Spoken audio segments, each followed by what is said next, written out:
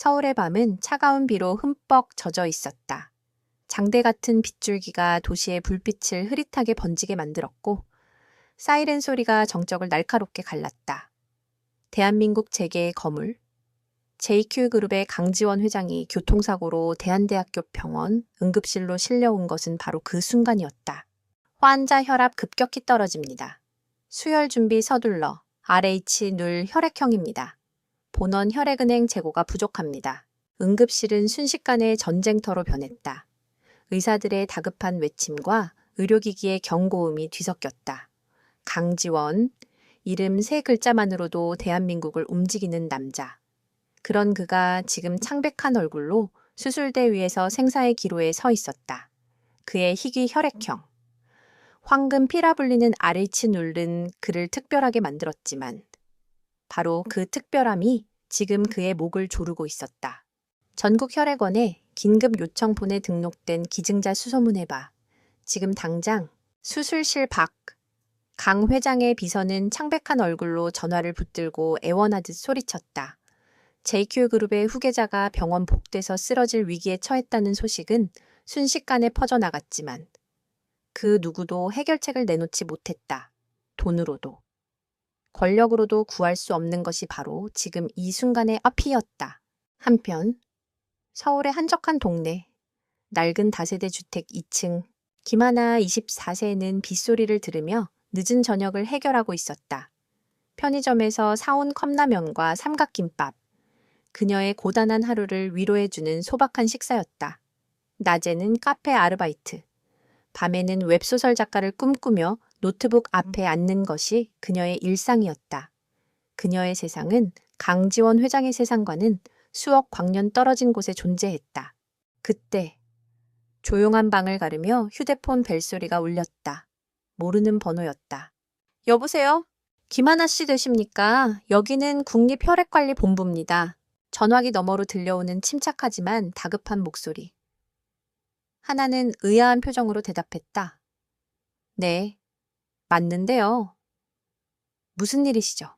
김하나 씨, 현재 서울대한대학교 병원에 RH 눌 혈액형의 응급 환자가 발생했습니다. 기증자 명단에서 하나 씨가 유일하게 연락이 닿았습니다. 혹시 긴급 헌혈이 가능하실까요? 하나의 머릿속이 하얘졌다.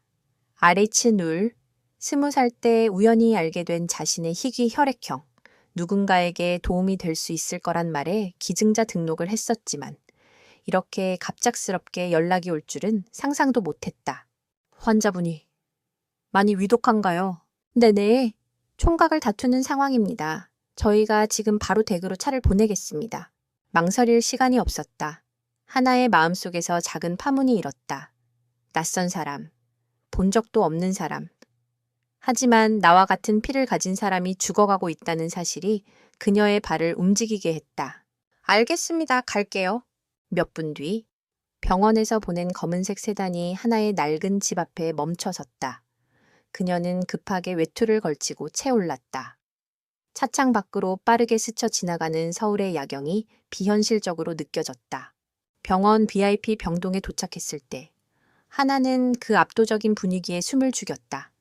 값비싼 정장을 입은 사람들이 초조하게 복도를 서성이고 있었고 공기마저 무겁게 가라앉아 있었다. 한 간호사가 그녀를 발견하고 다급하게 안내했다. 이쪽입니다. 환자분 상태가 위급해서 바로 시작하겠습니다. 유리창 너머로 한 남자가 보였다. 각종 의료장치에 둘러싸여 미동도 없이 누워있는 남자. 뉴스와 신문에서 봤던 JQ그룹의 강지원 회장이었다. 대한민국에서 가장 높은 곳에 있는 남자. 지금 그는 그녀의 피가 없으면 죽을지도 모르는 한 명의 환자에 불과했다. 간호사가 하나의 팔에 소독솜을 문지르며 말했다. 조금 따끔합니다. 바늘이 부드럽게 혈관을 파고들었다. 곧이어 그녀의 따뜻한 피가 투명한 튜브를 타고 흐르기 시작했다. 같은 피가 다른 운명을 향해 흘러가는 순간이었다. 시간이 얼마나 흘렀을까? 김하나는 자신의 몸에서 생명이 빠져나가는 듯한 아득한 감각에 정신을 차렸다. 투명한 튜브를 타고 흐르던 붉은 액체는 어느새 멈춰 있었다. 수고하셨습니다. 정말 감사합니다. 김하나 씨. 베테랑 간호사의 목소리에는 진심 어린 안도가 담겨 있었다. 그녀는 하나의 팔에서 조심스럽게 바늘을 빼고 지혈밴드를 붙여주었다. 옆에 있던 다른 의료진은 강지원 회장의 상태가 안정되고 있음을 알렸다. 병동을 감돌던 살얼음 같은 긴장감이 그제야 조금 녹아내렸다. 여기 주스랑 과자 좀 드세요. 잠시 누워 쉬었다 가시는 게 좋습니다. 하지만 하나는 쉴 수 없었다. 그녀는 이 낯설고 호화로운 공간에서 1분 1초라도 빨리 벗어나고 싶었다. 자신의 소박한 세상이 아닌 다른 세계에 잘못 발을 들인 이물감. 그녀는 자리에서 일어나 정중히 고개를 숙였다. 아니요, 괜찮습니다. 전 이만 가보겠습니다. 그녀가 막 병실을 나서려 할 때 줄곧 복도에서 대기하던 강 회장의 비서 최민준 실장이 그녀를 막아섰다. 그는 감정을 읽을 수 없는 무표정한 얼굴로 하나에게 두툼한 흰 봉투를 내밀었다. 김하나 씨, 회장님을 대신해 감사의 뜻을 전합니다. 적은 액수지만 받아주십시오. 봉투의 두께만으로도 그 안의 가치를 짐작할 수 있었다. 평범한 아르바이트생인 하나가 몇 달을 꼬박 일해야 만질 수 있는 돈. 하지만 하나는 고개를 저었다. 아닙니다. 돈을 바라고 한 일이 아닙니다. 그녀의 목소리는 작았지만 단호했다. 그냥 사람의 목숨이 달린 일이니까요. 부디 회장님께서 빨리 건강을 되찾으시길 바랍니다. 최 실장의 눈이 순간 가늘어졌다. 그는 수년간 강 회장의 곁에서 온갖 인간 군상을 봐왔다. 순수한 호의를 베푸는 사람보다는 대가를 바라는 사람이 훨씬 많았다. 돈을 거절하는 이 여자의 행동은 그의 계산 속에는 없는 변수였다. 하지만 이건 최소한의 성의입니다. 오고 가신 교통비도. 괜찮습니다. 정말 괜찮습니다. 하나는 다시 한번 고개를 숙이고는 서둘러 그 자리를 떠났다. 초회 실장은 손에 든 봉투를 내려다보며 옅은 한숨을 내쉬었다. 그는 일단 병원차로 그녀를 안전하게 집까지 바래다 주라고 지시했다. 그로부터 사흘 후 강지원 회장은 깊은 잠에서 깨어났다. 눈을 뜨자마자 보이는 것은 병실의 새하얀 천장이었다. 희미한 소독약 냄새와 함께 최 실장의 목소리가 들려왔다. 회장님, 정신이 드십니까? 지원은 천천히 고개를 돌렸다. 온몸이 욱신거렸지만 생각은 명료했다. 그는 사고 직전의 기억을 떠올렸다. 빗길에 미끄러지던 트럭, 그리고 모든 것을 삼킬 듯 덮쳐오던 헤드라이트 불빛. 내가 얼마나 누워 있었지. 사흘입니다, 회장님. 정말 위험한 순간이었습니다. 최 실장은 그동안의 경과를 차분히 보고했다. 희귀 혈액형 문제로 생명이 위태로웠던 것, 그리고 한밤중에 기적처럼 나타난 유일한 헌혈제에 대한 이야기까지. 지원은 말없이 창밖을 바라보았다. 그의 생명은 이름도, 얼굴도 모르는 한 여자의 피로 이어진 것이었다. 돈과 권력으로 세상을 움직여온 그에게는 생경한 경험이었다. 값을 치를 수 없는 빚. 그 헌혈자는 젊은 여성이었습니다. 저희가 감사의 표시를 하려 했지만 아무것도 받지 않고 돌아갔습니다. 최 실장의 보고에 지원의 눈썹이 미세하게 꿈틀거렸다. 아무것도 받지 않고 이 세상에 대가 없는 호의가 존재한단 말인가? 그는 언제나 모든 것의 가치를 숫자로 환산하는 데 익숙했다. 하지만 자신의 목숨값은 얼마일까? 그리고 그것을 대가 없이 내어준 그 여자의 선의는 또 어떤 가치를 가질까? 알 수 없는 흥미와 호기심이 그의 안에서 피어올랐다. 강지원은 다시 초의 실장을 바라보았다. 그의 목소리는 아직 잠겨 있었지만 그 안에는 특유의 단단함이 실려 있었다. 고 실장. 네, 회장님. 그 여자를 찾아. 이름, 나이, 사는 곳, 전부 다. 보이지 않는 끈이 마침내 움직이기 시작했다. 강지원 회장의 지시는 즉각적으로 이행되었다. 최민준 실장과 그의 팀에게 김하나라는 평범한 여성을 찾는 것은 식은 죽 먹기보다 쉬운 일이었다. 24시간도 채 지나지 않아 김하나의 모든 것이 담긴 얇은 보고서가 강 회장의 병실 테이블 위에 놓였다. 최 실장은 차분한 목소리로 보고서의 내용을 읽어 내려갔다. 김하나, 만 24세, 10년 전 교통사고로 부모님을 잃고 할머니와 함께 살다 3년 전 할머니께서 지병으로 돌아가신 후 혼자 생활하고 있습니다. 현재 거주지는 마포구의 한 다세대 주택 옥탑방입니다. 옥탑방, 지원의 세상에는 존재하지 않는 단어였다. 그는 잠시 눈을 감았다. 최 실장은 계속했다. 서울 소재 K대학 국문학과에 입학했으나 학비 문제로 현재는 휴학 상태입니다. 오전에는 프랜차이즈 카페, 야간에는 편의점에서 아르바이트를 하며 생계를 유지하고 있습니다. 특이사항으로는 웹소설 작가 지망생으로 개인 블로그에 꾸준히 습작을 올리고 있습니다. 보고는 계속되었다. 그녀의 얼마 되지 않는 은행 잔고, 학자금 대출 내역, 그리고 이렇다 할 가족이나 친구 관계도 없이 고독하게 살아가는 삶의 궤적까지 강지원은 말없이 듣고만 있었다. 그의 머릿속은 복잡했다. 그가 아는 세상은 철저한 기브 앤 테이크의 법칙으로 움직였다. 무언가를 주면 반드시 무언가를 얻어내야 했다. 하지만 김하나라는 여자의 삶에는 그런 공식이 보이지 않았다. 가진 것 없이, 기댈 곳 없이, 팍팍한 현실을 겨우 버텨내는 삶. 그런 삶을 사는 사람이 아무런 대가도 없이 자신의 피를 나누어 주었다. 그것은 동정심과는 다른 감정이었다. 오히려 경이로움에 가까웠다. 진흙 속에서 피어난 연꽃을 발견한 듯한 느낌. 그녀의 평범함이 오히려 세상 그 무엇보다 특별하게 느껴졌다. 그래서 저희가 준비한 사례금을 다시 전달할까요? 회장님 아니면 다른 방식의 보상을. 최 실장의 조심스러운 질문에 지원은 천천히 고개를 저었다. 돈? 그녀가 단호하게 거절했던 것이다.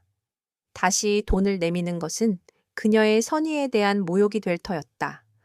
그는 보상이나 사례가 아닌 다른 것을 생각하고 있었다. 그녀의 삶에 대한 순수한 호기심, 그리고 자신도 모르게 피어나는 빚을 갚고 싶다는 마음. 그는 문득 보고서의 한 구절을 떠올렸다. 웹소설 작가 지망생, 지원의 입가에 희미한 미소가 걸렸다. 마치 복잡한 게임의 공략법을 찾아낸 것 같았다. 고 실장, 램 회장님, JQ 엔터테인먼트 산하의 웹소설 플랫폼, 스토리 유니버스, 거기서 진행하는 공모전이 언제지? 최 실장은 잠시 당황했다. 갑작스러운 화제 전환을 이해할 수 없었지만 그는 곧바로 머릿속의 정보를 검색해냈다. 현재 신인 작가 대상 공모전이 진행 중입니다만 규모가 크지는 않습니다. 새로운 공모전을 열어 지원의 목소리는 낮고 단호했다. 업계 최고 상금, 최고의 대우를 조건으로 걸어 JQ그룹의 이름을 걸고 대대적으로 홍보하고 대상 수상작은 즉시 웹툰화, 드라마 제작까지 검토한다고 해. 최 실장의 눈이 커졌다. 일개의 웹소설 공모전에 그룹 차원의 지원을 하라는 지시는 파격적이었다. 회장님, 갑자기 웹소설 사업의 이유를 여쭤봐도 되겠습니까?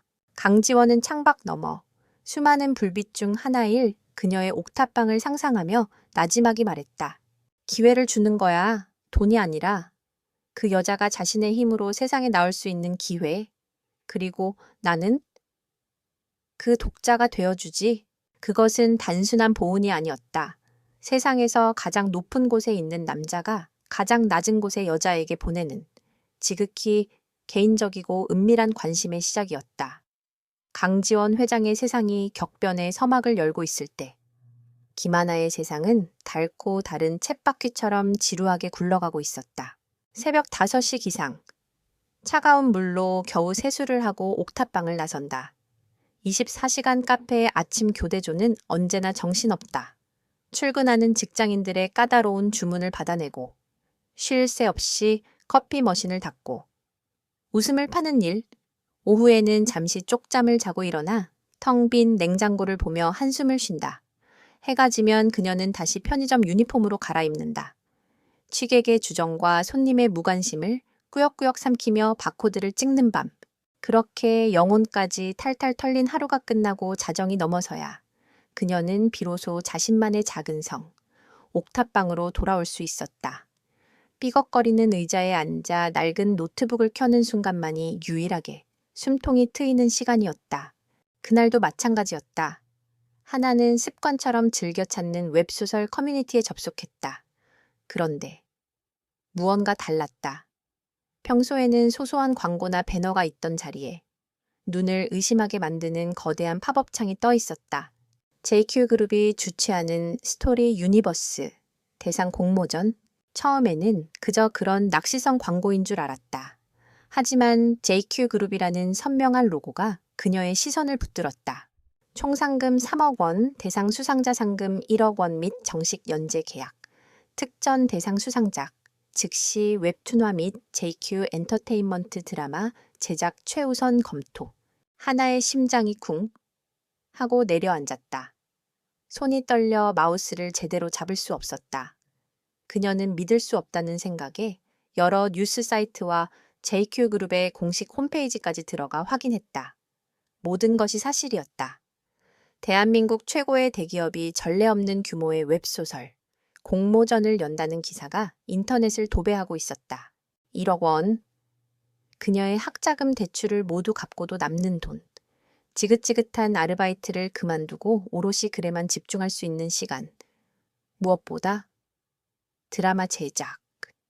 상상만으로도 아찔한 모든 작가 지망생의 꿈. 하나의 눈시울이 뜨거워졌다. 지난 몇 년간 그녀는 단 한 번도 희망이라는 것을 품어본 적이 없었다.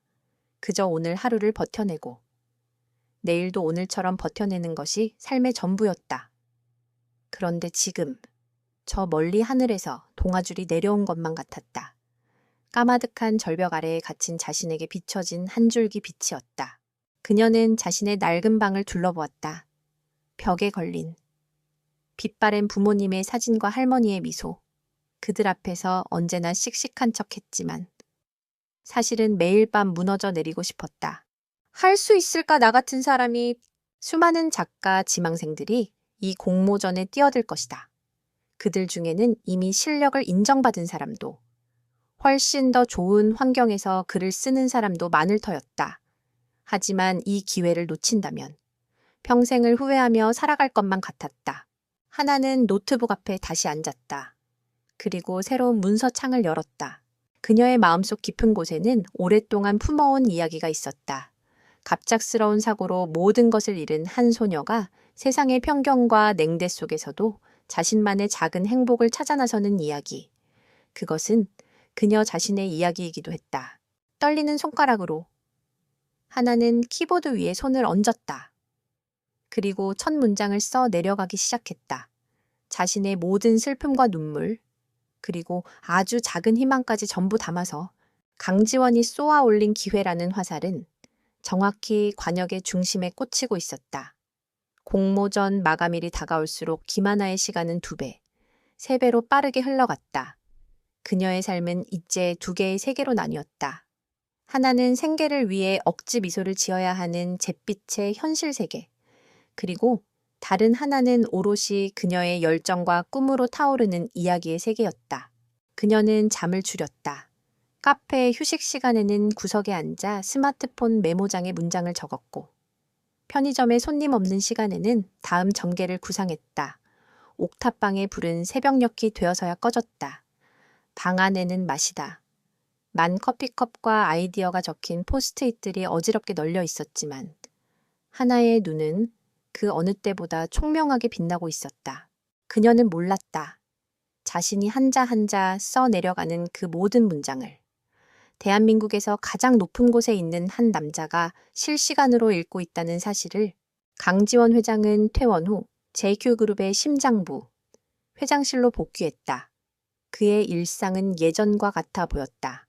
산더미 같은 서류를 검토하고 숨 막히는 회의를 주재하고 수조 원이 오가는 결정을 내렸다. 하지만 그의 하루에는 아무도 모르는 새로운 일과가 추가되었다. 늦은 밤 모든 임원이 퇴근하고 거대한 회장실에 정막이 내리면 그는 최 실장에게 말했다. 나가봐도 좋아. 최 실장이 물러나고 육중한 문이 닫히면 지원은 비로소 굳었던 얼굴 표정을 풀었다. 그는 책상 위 태블릿 PC를 들어 암호화된 보안 링크를 열었다. 그곳에는 스토리 유니버스, 공모전의 수많은 출품작 중 단 하나의 작품만이 연결되어 있었다. 작품명 잿빛 세상 속 한 송이 꽃. 작가 하나. 그는 김하나의 소설을 읽기 시작했다. 그녀가 글을 쓸 때마다 문서는 실시간으로 업데이트되었다. 지원은 마치 그녀의 머릿속을 들여다보는 듯한 기묘한 느낌에 사로잡혔다. 그녀의 글은 기술적으로는 다소 서툴렀다.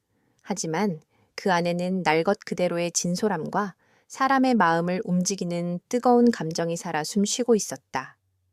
주인공은 부모를 잃고 세상의 냉대 속에서 살아가지만 결코 좌절하지 않았다. 비 오는 날 처마 밑에서 만난 작은 고양이에게서 위로를 얻고 무심코 건넨 이웃의 작은 친절에 눈물 짓는 그런 아이였다. 지원은 자신도 모르게 이야기에 깊이 빠져들었다. 그가 살아온 세계는 승자와 패자, 이익과 손해만이 존재하는 냉정한 곳이었다. 하지만 그녀의 소설 속 세상은 가난하고 고될지언정 작은 옹기들이 모여 서로를 지탱해주고 있었다. 그는 주인공의 모습에서 김하나를 보았다. 그리고 그런 그녀를 통해 자신이 잊고 살았던 삶의 다른 이면을 보았다. 다음 날 아침, 평소처럼 보고를 위해 들어온 초의 실장은 강 회장의 분위기가 미묘하게 달라졌음을 느꼈다. 지원은 밤새 업데이트된 소설의 마지막 문장에서 눈을 떼지 못한 채 툭 던지듯 물었다. 최 실장, 혹시 이야기가 한 사람을 위해 쓰인 것 같다는 느낌을 받아본 적 있나? 최 실장은 영문을 모르겠다는 표정을 지었다. 네, 무슨 말씀이신지? 지원은 더 이상 설명하지 않았다. 그는 태블릿 화면을 끈 뒤 단호한 목소리로 지시했다. 공모전 1차 심사. 블라인드로 공정하게 진행하되 혹시라도 시스템 오류나 편견으로 누락되는 작품이 없도록 철저히 감독해. 그것은 그녀의 작품을 특별 대우하라는 의미가 아니었다. 그녀가 스스로의 힘으로 어디까지 갈 수 있는지, 그 가능성을 다른 어떤 외부 요인으로부터도 침해받지 않도록 지켜주겠다는 의미였다. 그는 이제 단순한 채무자가 아니었다. 그녀의 세상에 가장 깊숙이 들어온 그녀의 유일한 보이지 않는 독자였다. 스토리 유니버스 공모전 1차 심사 결과가 발표되던 날, 김하나는 편의점 창고에서 몰래 휴대폰을 확인하고 있었다. 수천 편의 응모작 중 단 100편만이 2차 심사에 진출할 수 있었다. 그녀는 합격자 명단이 적힌 스크롤을 떨리는 손으로 내렸다. 자신의 필명 하나는 보이지 않았다. 역시 안 됐구나? 심장이 차갑게 식는 것 같았다. 어쩌면 처음부터 헛된 꿈이었는지도 모른다. 그녀는 애써 실망감을 감추고 휴대폰을 주머니에 넣었다. 그때 점장이 그녀를 불렀다. 하나씨, 잠깐 이리 좀 와봐요. 점장의 손에는 반송된 택배 상자가 들려 있었다. 이거. 김하나 씨 앞으로 온 건데 주소가 잘못됐다고 계속 반송되네. 혹시 이사했어요? 택배 발신인은 스토리 유니버스 운영팀이었다. 하나의 심장이 다시 미친 듯이 뛰기 시작했다. 그녀는 급하게 상자를 받아들고 구석으로 달려갔다. 낡은 옥탑방 주소를 잘못 기재했던 모양이다. 상자를 뜯자 그 안에는 정갈한 글씨로 쓰인 안내문과 함께 고급스러운 디자인의 태블릿 PC가 들어있었다. 작가 하나님께 작가님의 작품 잿빛 세상 속 한 송이 꽃이 스토리 유니버스 공모전 2차 심사에 진출하셨음을 진심으로 축하드립니다. 최고의 환경에서 작품 활동에 매진하실 수 있도록 JQ그룹에서 최신형 태블릿 PC를 지원해 드립니다. 합격! 한 거야. 하나는 안내문을 몇 번이고 다시 읽었다. 합격자 명단에 필명이 없었던 것은 운영팀이 그녀의 본명으로 잘못 공지했기 때문이었다. 기쁨보다 안도감이 먼저 밀려왔다. 그녀는 자리에 주저앉아 눈물을 글썽였다. 자신의 노력이 헛되지 않았다는 사실이, 누군가 자신의 이야기를 알아봐 주었다는 사실이 그녀를 벅차게 만들었다. 같은 시각, JQ그룹 회장실 최민준 실장은 2차 심사에 진출한 100편의 작품 목록과 심사위원들의 1차 총평을 강지원 회장에게 보고하고 있었다. 김하나 작가의 잿빛 세상 속 한 송이 꽃은 심사위원들 사이에서 평가가 다소 엇갈렸습니다. 문장력이나 구성은 다소 미흡하다는 평이 있었으나 독자의 감성을 자극하는 흡입력과 캐릭터의 진정성 면에서는 최고점을 받았습니다. 지원은 보고서에서 눈을 떼지 않은 채 물었다. 그래서 최종 순위는 이 책 100편 중 32위로 1차 심사를 통과했습니다. 32위, 나쁘지 않은 성적이었지만 지원의 기대에는 미치지 못했다. 그는 그녀의 글이 가진 잠재력을 믿었다. 하지만 다른 심사위원들의 눈에도 그것이 보일지는 미지수였다. 최 실장은 조심스럽게 말을 이었다. 회장님, 2차 심사는 지정 미션으로 진행됩니다. 특정 키워드와 상황을 제시하고 작가들이 그에 맞춰 24시간 내에 단편을 완성하는 방식입니다. 순발력과 응용력을 테스트하는 거죠. 지원은 잠시 생각에 잠겼다. 그리고는 결심한 듯 입을 열었다. 2차 심사 미션 키워드, 내가 직접 내겠다. 최 실장의 얼굴에 당혹감이 스쳤다. 그룹 회장이 일개의 공모전의 세부 미션까지 직접 챙기는 것은 전례 없는 일이었다. 회장님, 그건 심사의 공정성. 심사에 개입하려는 게 아니야. 지원은 최 실장의 말을 잘랐다. 진짜 실력을 판가름할 수 있는 판을 깔아주려는 것뿐이다. 그는 잠시 창밖을 바라보았다. 빗줄기가 다시 도시를 적시고 있었다. 그가 사고를 당했던 그날 밤처럼 그는 자신과 그녀를 이어준 그 운명적인 순간을 떠올렸다. 지원은 다시 모니터를 향해 고개를 돌리며 나지막하지만 단호한 목소리로 말했다. 투치아 미션 키워드는 비, 그리고 기적. 그것은 그녀에게 보내는 은밀한 신호이자 시험이었다.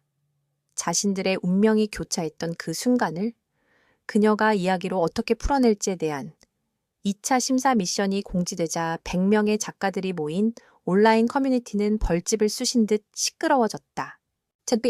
기적, 추상적이고 어둡고 서로 어울리지 않는 세 개의 키워드. 24시간 안에 이 단어들을 엮어 하나의 완결된 단편을 만들어내야 했다. 대부분의 작가들은 난색을 표했다. 너무 어렵다. 대체 무슨 의도로 낸 주제인지 모르겠다. 는 불평이 쏟아졌다. 하지만 자신의 옥탑방에서 새 태블릿 PC로 미션을 확인한 김하나의 반응은 달랐다. 세 개의 단어를 본 순간 그녀는 온몸에 소름이 돋는 것을 느꼈다. 머리로 이해하기 전에 가슴이 먼저 반응했다. 이유를 알 수 없는 기시감 대자비, 마치 아주 오래전부터 알고 있었던 단어들처럼 친숙하면서도 아련한 통증을 동반한 울림이 있었다. 그녀는 눈을 감았다. 그러자 머릿속에 파편적인 이미지들이 스쳐 지나갔다. 세차게 창문을 두드리는 빗소리, 코끝을 맴도는 희미한 소독약 냄새, 누군가를 살려야 한다는 막연하지만 절박한 감정, 그리고 창백하게 잠들어 있던 한 남자의 얼굴. 이상하다. 꿈에서 봤나? 하나나는 고개를 저어 잡념을 떨쳤다. 하지만 그 잔상은 사라지지 않고 그녀의 심장을 두드렸다. 다른 작가들에게는 막막한 장벽이었을 그 키워드들이 그녀에게는 오히려 이야기의 물꼬를 터주는 열쇠가 되었다. 그녀는 글을 쓰는 것이 아니었다. 마치 봉인되어 있던 기억을 꺼내는 것처럼 써 내려갔다. 손가락은 저절로 움직였다. 24시간 후 마감 시간을 불과 몇 분 남겨두고 하나는 제출 버튼을 눌렀다. 온몸의 기운이 다 빠져나간 듯 그녀는 침대 위로 쓰러졌다. 하지만 마음만은 그 어느 때보다 충만했다. 이번 소설은 그녀가 쓴 그 어떤 글보다도 깊은 곳에 영혼을 담아낸 작품이었다. 그 시각, 강지원 회장의 태블릿 PC 화면에는 심사 진행 중이라는 문구와 함께 실시간으로 제출되는 작품들의 목록이 뜨고 있었다. 그는 다른 작품들은 거들떠보지도 않고 오직 작가 하나의 제출 파일이 올라오기만을 기다렸다. 파일이 도착하자마자 그는 망설임 없이 그것을 열었다. 제목비의 나라, 심장의 꽃. 소설은 언제나 비가 내리는 잿빛의 나라를 배경으로 시작되었다. 그곳의 사람들은 심장에 꽃을 피우고 살아가는데 이 꽃이 시들면 생명도 함께 꺼져갔다. 주인공 소녀는 자신의 생명력 피를 나누어 시든 꽃을 되살릴 수 있는 신비한 능력을 가졌다. 어느 폭우가 쏟아지던 밤, 소녀는 왕국의 왕자가 위독하다는 부름을 받는다. 왕자의 심장꽃은 이미 검게 변해 꺼져가고 있었다. 소녀는 자신의 모든 것을 걸고 생명력을 나누어 준다. 그녀의 희생으로 왕자의 꽃이 기적처럼 다시 붉은 빛을 되찾는 순간, 지독했던 잿빛의 나라에 처음으로 햇살이 비치며 이야기는 끝을 맺는다. 강지원은 숨을 죽인 채 마지막 문장까지 읽어내렸다. 온몸에 전율이 흘렀다. 그녀는 그날 밤의 일을 전혀 알지 못한다. 자신의 피가 누구에게 흘러 들어갔는지, 그 사람이 어떤 존재인지조차 모른다. 그런데도 그녀의 이야기는 마치 그날의 진실을 그대로 옮겨놓은 듯한 착각을 불러일으켰다. 피, 기적.